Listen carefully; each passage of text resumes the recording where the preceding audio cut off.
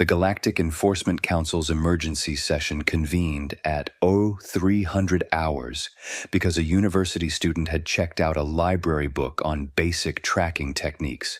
Council Commander Zylax stared at the holographic display, his three eyes blinking in asynchronous confusion. "Explain this again." Slowly. Kaldra, the council's senior detective, pulled up the biometric match for the third time. Her hands trembled slightly as she manipulated the display. The library scanner at Nexus University processed a routine checkout 18 minutes ago. Standard procedure, biometric scan, catalog update, nothing unusual, except the system flagged the biometric signature and ran it through our database. According to YouTube analytics, 99.6% of viewers are not subscribed. That's a huge number. By subscribing the channel that is completely free, you'll help support the channel and never miss fresh content. And, Zylax leaned forward, and it matched the silent end. The conference room went silent. Vex Thule, the military analyst who'd spent 15 years hunting the galaxy's most efficient killer, actually laughed. Not from humor, from sheer disbelief bordering on hysteria. "That's impossible," Vex Thule said. "The silent end is a ghost, a legend. We don't even know if it's one being or a syndicate. You're telling me it's a university student checking out library books?" Kaldra pulled up a student ID photo. A young human female stared back at them, brown hair pulled into a messy ponytail, slight smile, wearing what appeared to be a coffee-stained sweatshirt. The name beneath read, Emma Johnson, freshman, biology major. "Emma Johnson," Kaldra said quietly, "has a 3.8 GPA, works part-time at the campus bookstore, and according to her roommate's social media, makes excellent chocolate chip cookies. She also has a 100% mission success rate across 847 confirmed eliminations spanning 12 years and 43 star systems." Zylax felt his equilibrium organs struggling. 12 years. She appears to be 19 standard years old. "She started at age 7, Kaldra confirmed, though the first confirmed kills don't begin until age 16. Vex Thule pulled up tactical files, his military training kicking in despite the absurdity. "Wait, these cases..." He scrolled rapidly. "The warlord of Kepler 442, the syndicate master of Proxima, the flesh trader of Andromeda Station. These weren't just criminals, these were beings with armies, with fortress worlds, with security systems designed by the best military minds in the galaxy. All eliminated," Kaldra said, with such precision that their organizations didn't realize they were dead for an average of 4.3 days. The silent end would strike, vanish, and the target's own people would continue following orders from corpses before anyone noticed. Zylax examined the timeline. Her class schedule is here. She never misses lectures. How is she traveling 40 light years, executing impossible assassinations, and returning for 8 a.m. organic chemistry? "We don't know," Kaldra admitted. "Our best hyperspace technology couldn't make those transits in the timeframes involved. She leaves Friday afternoon, hits targets across multiple sectors, and she's back Sunday night studying for exams." Jotaro, the junior analyst who'd been silent until now, cleared his throat nervously. "Commanders, there's something else." "We pulled her recent library activity." He displayed the list. 2 weeks ago, she checked out Advanced Wilderness Survival. 3 days later, the Ghost King of Theta Prime, who lived in an impenetrable jungle fortress, was found dead in his throne room. No forced entry, no witnesses. His own guards thought he was sleeping. Before that, Jotaro continued, she borrowed urban architecture and design. 5 days later, the architect, a crime lord who literally lived in a mobile city station that shifted configurations hourly, was eliminated in his panic room. His security footage showed nothing. Vex Thule was scrolling through mission reports now, cross-referencing with Emma's academic calendar. By the void, every absence from campus corresponds with a high-profile elimination. She's not even hiding it. She's just going to class and occasionally murdering the galaxy's worst criminals on weekends. "Current status?" Zylax demanded. Kaldra pulled up live camera feeds. She's in the campus coffee shop. She's been there for 40 minutes, working on what appears to be a biology assignment. She ordered a vanilla latte and a blueberry muffin. She's highlighted 3 pages of notes. She looks bored. They all stared at the feed. Emma Johnson sat alone at a corner table, hoodie pulled up, laptop open, occasionally sipping her drink. She looked like every other university student in the galaxy, tired, caffeinated, mildly stressed about coursework. "This is the being," Vex Thul said slowly, "who destroyed the entire Blood Fleet command structure in a single night. The one who walked into the Omega prison, a facility that has never been breached, and eliminated 73 death row inmates who'd escaped justice through legal technicalities. The one who hunted down the children's trafficker of Sirius and made him simply disappear." "Yes," Kaldra confirmed, "she's doing homework." "Yes," Zilax made a decision. "We approach her. Now, I want answers before she checks out another book and someone else dies." "Sir," Jotaro interrupted quietly, "she just checked out another book, 40 seconds ago. Advanced Wilderness Survival, Volume 2. They all looked at each other. "Move," Zilax ordered.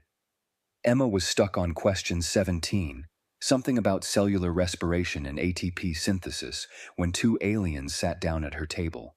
She recognized them vaguely. They were around campus sometimes, probably professors or administrators. The blue-scaled one looked nervous. The taller one with the multiple eyes looked like he was about to deliver very bad news. "Emma Johnson?" the tall one asked. Yes?" Emma glanced at her laptop. "If this is about the library fines, I swear I returned those books on time. The scanner was just being weird." "This isn't about library fines," he said. "I am Council Commander Zilax of the Galactic Enforcement Council. This is Detective Kaldra. We need to ask you about your activities." Emma's stomach dropped. "Oh God, did I park in a faculty spot again?" "I'm so sorry. The signs are really confusing near the science building and—" "You are the silent end," Zilax said flatly. Emma blinked. "I'm the what now?" Kaldra pulled out a holographic display, keeping it angled so only Emma could see. Tactical reports, surveillance footage, biometric matches.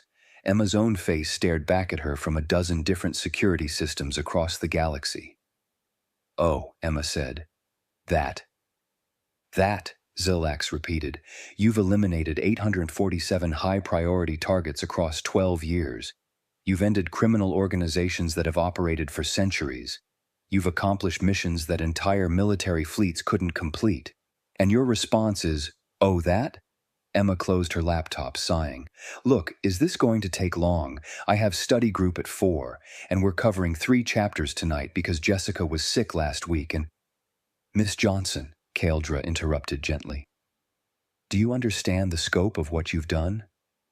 The beings you've dealt with? I mean, yeah?" Emma looked genuinely confused by the question.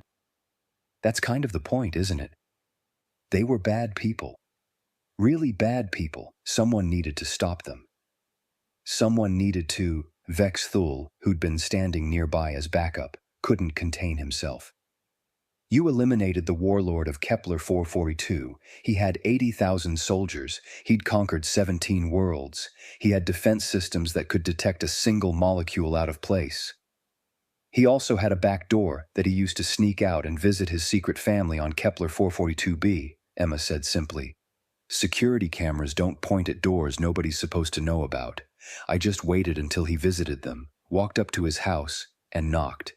He answered. We talked. He was actually pretty reasonable once he understood I wasn't leaving until the conversation was finished."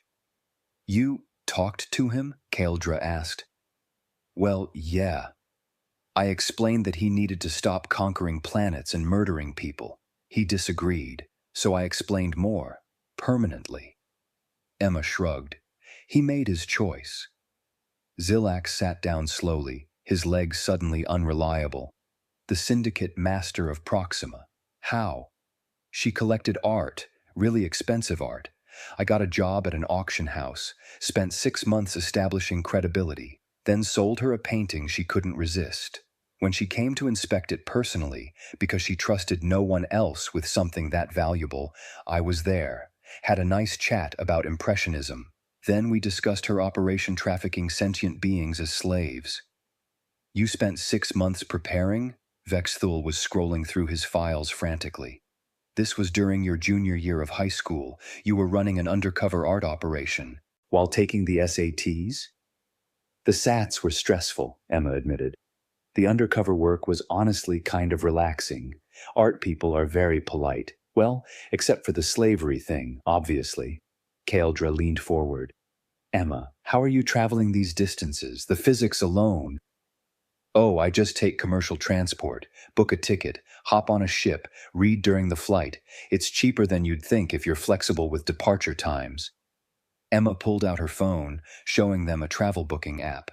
See, I got this ticket to Epsilon Eridani for only 40 credits because I was willing to leave at 3 a.m. and do 2 connections.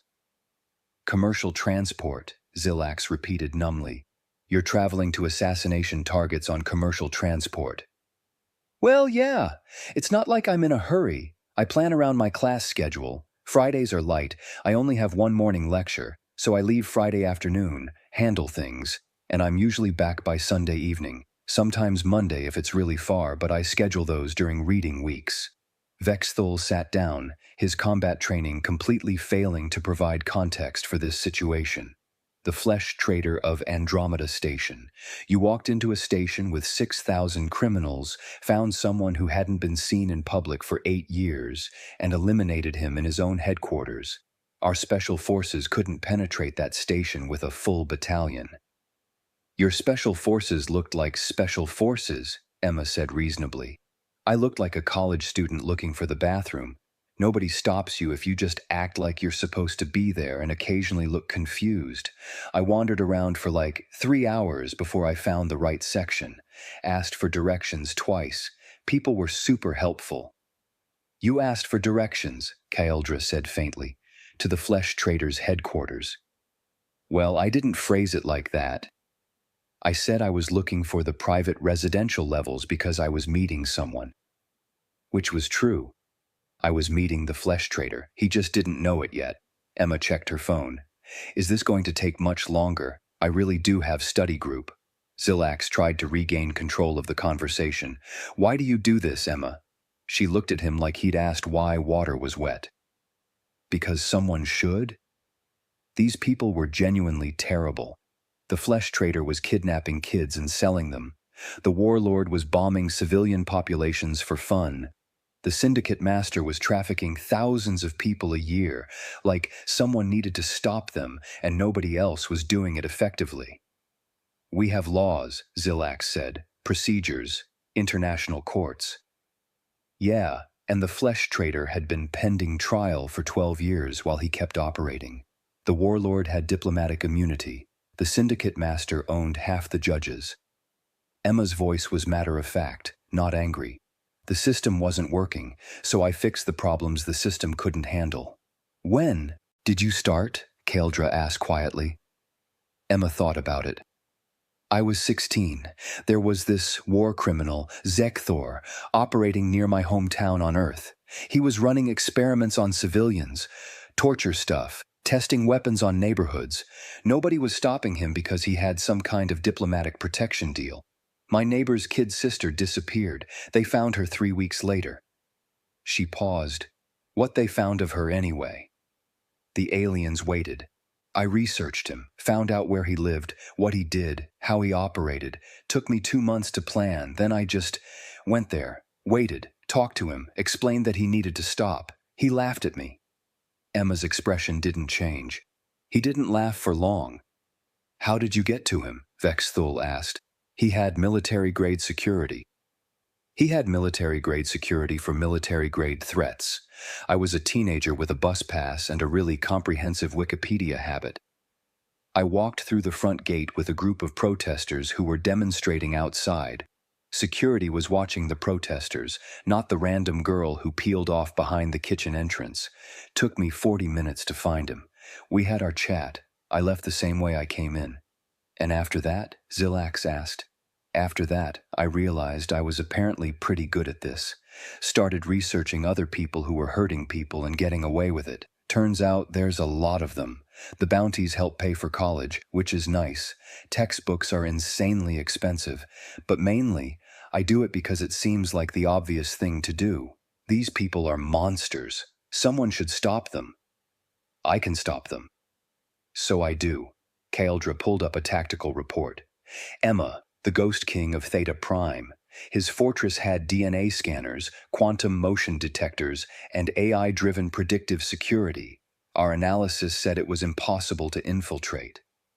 It was impossible to infiltrate if you were trying to hide, Emma corrected.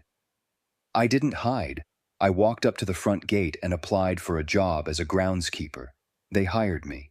Turnover is high when your boss executes people for fun. I worked there for 3 weeks, learned the patterns, gained access to more areas. Then one night, I just walked into his throne room during his private meditation time. He was so surprised that someone got in that he just stared at me for like 10 seconds. That was all the time I needed. You got a job, Vexthul said, as a groundskeeper, while hunting the Ghost King. The pay was terrible, but the experience was interesting. Plus, I wrote a really good paper on invasive plant species for my ecology class based on the fortress gardens. Got an A-, would have been an A, but I had some formatting issues with the citations. Zilax felt reality sliding sideways. You're telling me that the most sophisticated military operation in Council history, the one that failed to even locate the Ghost King's fortress, was defeated by a college student applying for a gardening job? I mean, when you phrase it like that, it sounds weird, Emma said. But yeah, basically, most security is designed for threats that make sense. People trying to sneak in, hack systems, use advanced technology. I'm just a person. I walk in through doors, I talk to people, I wait for opportunities. It's not exciting, it's just patient. Patient, Kaeldra repeated. You're 19 years old, and you're the most patient hunter in galactic history. I mean, have you tried getting through organic chemistry? That class makes hunting war criminals feel relaxing. Emma smiled slightly. At least, criminals are predictable. Molecular bonds are confusing. Jotaro, who'd been monitoring communications, spoke up urgently. Commander, we have confirmation on the new library checkout. She borrowed Advanced Wilderness Survival, Volume 2, cross-referencing with current high-priority targets. Oh, that, Emma said. Don't worry about that one.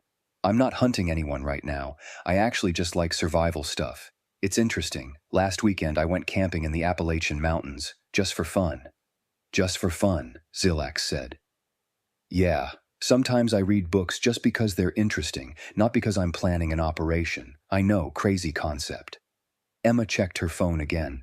Okay, seriously, I need to get to study group. Are we done here? Are we? Vexthul laughed again, that same slightly unhinged sound. Miss Johnson, you've revolutionized enforcement operations across the galaxy. You've eliminated threats that have defied military intervention for decades. You've accomplished the impossible on a weekly basis while maintaining a B+ average, and you're asking if you can leave for study group? It's biology, Emma said seriously. If I miss another session, I'm going to bomb the midterm. That's actually scary. War criminals are just people. Cellular respiration is genuinely complicated. Kaeldra looked at Zilax. Zilax looked at Vexthul. They all looked at Emma, who was packing up her laptop with the casual efficiency of someone who had places to be and was mildly annoyed about the delay. We need to hire you, Zilax said finally. Officially, join the council as a special operative. Full resources, support, legal backing. Hard pass, Emma interrupted. That sounds like it would involve meetings and paperwork and probably performance reviews. I have enough stress with finals week, thanks. But you're already doing this work, Kaeldra protested. We'd just be making it official, providing support. Yeah, but then I'd have to report to people, follow protocols, probably get assigned targets I'm not interested in. Right now, I pick who to go after based on who's doing the most harm. If I join your organization, that becomes about politics and bureaucracy and whatever else. No thanks. Emma stood, slinging her backpack over her shoulder. I'll keep doing what I'm doing. You guys stay out of my way. Everyone's happy. What if we need your help? Vexthul asked. Desperately? Emma considered this. You can ask. I might say yes if it sounds important, and I have time between exams, but I'm not signing anything, I'm not attending meetings, and I'm definitely not filling out expense reports. Also, I pick my own methods. No oversight, no supervision. Deal? That's not how enforcement organizations work, Zilak said weakly. Then I guess we don't have a deal. Emma smiled politely. Look, I get it. You want control, organization, procedure. That's fine for normal operations, but I'm not a normal operative, and what I do doesn't fit your systems.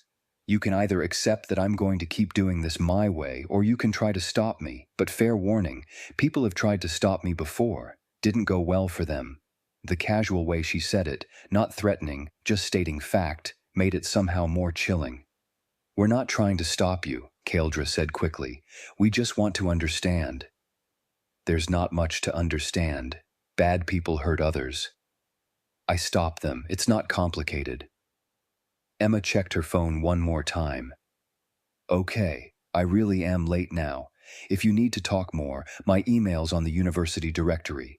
Try to keep it under 500 words. I skim long emails. She walked away, weaving through the coffee shop crowd. Just another tired student heading to just another study session. They watched her go in silence. Finally, Jotaro spoke. What do we do? Zilak sat down heavily. We create a new protocol. Call it Protocol Johnson. Special classification for human operatives who don't fit existing frameworks. We monitor her activities, provide information if she requests it, and stay completely out of her way. We're creating official policy around a teenager who won't join our organization? Vexthul asked. We're creating policy around the most effective enforcement operative in galactic history, who happens to be a teenager that won't join our organization, Zilax corrected. Given her success rate versus our success rate, maybe we're the ones who should be taking notes. Kaldra was reviewing files. Her methods are insane. They violate every tactical principle we teach. Her methods work, Zilax countered, every single time. When was the last time any of our operations had a 100% success rate? Silence.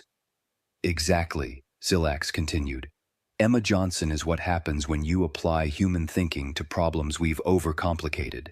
She doesn't see impenetrable fortresses. She sees buildings with employees who need hiring. She doesn't see impossible security. She sees systems designed for threats she doesn't represent. She doesn't see diplomatic immunity. She sees obstacles that don't actually protect you from a patient person with a plan. She's terrifying, Jotaro said quietly.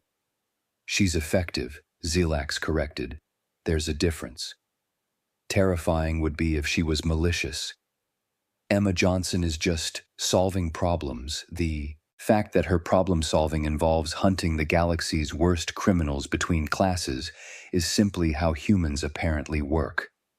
Vexthul pulled up a galactic threat assessment map. Look at this. Crime rates in sectors she's operated in, down 40% on average. Not because she's eliminated everyone, but because criminals are afraid. The rumor networks are going crazy. They're saying the silent end is an unstoppable human who can't be bribed, threatened, or stopped. Organizations are literally disbanding rather than risk her attention. A 19-year-old biology major is reshaping galactic security through reputation alone, Kaldra said wonderingly, while maintaining a 3.8 GPA. 3.9 now, Jotaro corrected, checking the university database. She got her organic chemistry midterm back, 94%. They all stared at the data. Right, Zilax said. Protocol Johnson goes into effect immediately. We track her activities through library checkouts and travel bookings. We keep files on potential targets she might pursue. If she contacts us, we provide whatever support she requests with 0 questions asked. And we never, under any circumstances, interfere with her methods. And if other council members question this, Kaeldra asked, we tell them that the human with the perfect mission success rate has declined to work with us, so we're working around her instead. Anyone who doesn't like it can review her file and explain how they'd do better. Zilak stood. Meeting adjourned. We have a galaxy to protect, and apparently, a college student is doing most of the work. 6 months later, Emma Johnson graduated with honors, 3.9 GPA, Dean's List, and a scholarship for graduate school. Her thesis on marine ecosystem resilience got published in a peer-reviewed journal. Her thesis advisor wrote a glowing recommendation without ever knowing his student was simultaneously revolutionizing galactic law enforcement. Crime rates across the sectors Emma had operated in had dropped 43%. 17 major criminal organizations had disbanded entirely. The Children's Rights Coalition reported a 60% decrease in trafficking cases. War crimes prosecutions were up because perpetrators were either dead or too afraid to continue operations. The Council's Intelligence Division now quietly monitored Emma's library activity. When she checked out Deep Space Navigation, a comprehensive guide, 3 separate enforcement teams immediately began investigating potential targets in deep space sectors. 2 weeks later, the Void Pirate Consortium mysteriously lost their entire leadership structure in a single night. Emma's only comment when asked about it, they should have stuck to robbing cargo ships. Going after refugee vessels was a bad call. Jotaro, now permanently assigned to Protocol Johnson monitoring, watched Emma's current activity feed. She was at the campus bookstore, her part-time job, reorganizing the science fiction section and helping a freshman find a textbook. Just another day at work. His screen pinged. New library checkout. Advanced Marine Biology. Predator-Prey Dynamics. Jotaro immediately cross-referenced with active cases. Nothing flagged. Probably actually for her graduate studies. Probably. He made a note anyway. With Emma Johnson, you never knew when academic interest would translate into a war criminal learning that humans took prey-predator dynamics very seriously. In her apartment that evening, Emma video called her mom back on Earth. "How's school, sweetheart?" her mom asked. "Good. I got accepted to the marine biology program at Scripps. Full funding." "That's wonderful. Are you still doing that other thing?" "The hunting?" "Yeah, occasionally. Only when I have time. Graduate school's going to be busy. Just be careful, honey, and remember." "I know, Mom. Midterms before murder. You've told me 1,000 times." Her mom laughed. Okay. I'm proud of you, Emma. Both the school stuff and the other stuff. You're making a difference." "Thanks, Mom. Love you." "Love you too. Don't forget to eat real meals, not just coffee and muffins." Emma hung up, smiling. Her phone buzzed, a message from Jotaro at the council. Apparently, there was a new situation developing in the Outer Rim, human traffickers targeting colony worlds. They weren't officially asking for her help, but they'd compiled a comprehensive briefing if she was interested. Emma opened the file, skimming the details. These traffickers were bad. Really bad, hitting families, taking kids, operating with political protection that made them effectively untouchable through legal channels. She checked her calendar. Spring break was in 3 weeks. Round trip to the Outer Rim would take 5 days if she planned it right. Plenty of time. She sent a brief reply. "I'll look into it. No promises. Also, your intel formatting is still terrible. Use bullet points." Then she went back to studying for her marine ecology final. The ocean predator-prey dynamics were fascinating. Ambush hunters, persistence hunters, cooperative hunting strategies. Nature had spent billions of years perfecting the art of the hunt. Humans had learned from the best teachers. Emma made notes in her textbook, highlighting a passage about patient predators who could wait weeks for the perfect opportunity. She thought about the traffickers in the Outer Rim, their routines, their security, their vulnerabilities. 3 weeks. Spring break. Just enough time to visit some beautiful colony worlds, maybe do some sightseeing, and have a few important conversations with people who'd made very poor career choices. She smiled, returning to her textbook. Cellular respiration still made less sense than hunting war criminals, but she was getting better at both. Outside, the campus was quiet. Students heading to dinner or evening classes. Somewhere in the galaxy, criminals operated with confidence, protected by wealth and power and diplomatic immunity. They felt untouchable. They were wrong. The quiet girl on campus had spring break plans, and somewhere, somehow they would learn what every predator in nature already knew. Patience, intelligence, and determination beat walls and weapons every single time. Emma Johnson turned the page, highlighting another passage about apex predators, and wondered idly whether the traffickers preferred capture or conversation. She'd let them choose. She was fair like that. The galaxy was vast, complex, and full of problems that governments and militaries struggled to solve.